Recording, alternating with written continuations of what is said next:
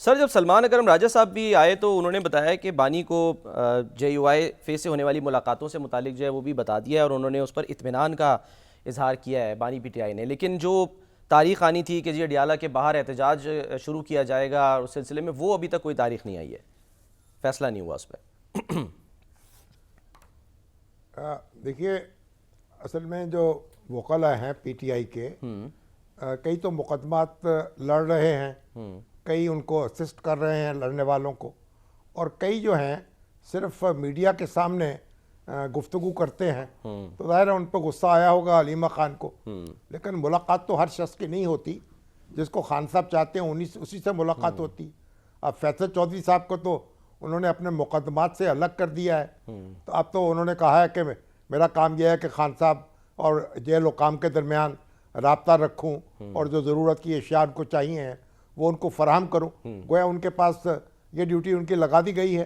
تو باقی تو پھر اب یہ سلمان اکرم راجہ ہیں اور سلمان صفدر ہیں. تو سلمان صفدر بنیادی وکیل ہیں جنہوں نے بڑی محنت سے ان کے مقدمات لڑے ہیں. تو یہ نظم تو ایک قائم ہونا چاہیے نا. ہر شخص جو ہے اس کو ہر مقدمہ لڑنے کی یا ہر درخواست دائر کرنے کی اجازت تو نہیں ہونی چاہیے. جو بھی پی ٹی آئی کے ذمہ دار ہیں ان کے ساتھ ایک نظم اور ضبط کے ساتھ کام کرنا چاہیے. بہرحال خان صاحب گرفتار ہیں، اب وہ جیل میں ہیں، تو علیمہ خان کا دل دکھا ہوگا. بہن ہے اور بھائی کی حالت دیکھ کر تو ان کا دل پسیجا ہوگا، کچھ غصہ بھی آ گیا ہوگا. کوئی انسانی فطرت ہے. بہرحال اللہ تعالیٰ ان کو بھی صبر دے اور حوصلہ دے.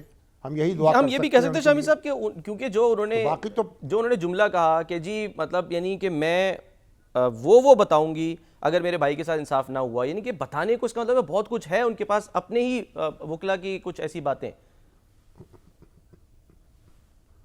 ہاں، بتانے کو تو بہت کچھ ہو سکتا ہے. دل کا غبار ہے، دل میں غبار بھی ہوتا ہے نا بعض اوقات، اور غلط فہمیاں بھی ہوتی ہیں.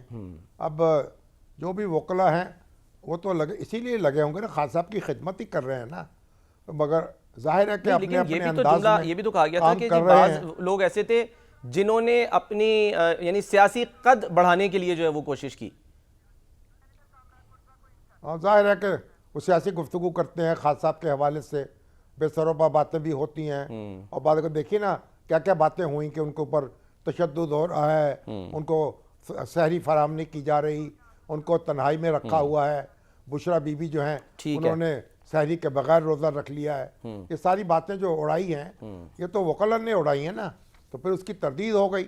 اب یہ کیسے ہو سکتا ہے کہ ان کو سحری اور افطاری کا مناسب انتظام نہ ہو اور ان کا پورا جو ہے خیال نہ رکھا جا رہا ہو. تو جیل حکام جو ہیں وہ اتنا بڑا رسک کیسے لے سکتے ہیں؟ لیکن بہرحال روزے ہیں اور وہ جیل میں ہیں.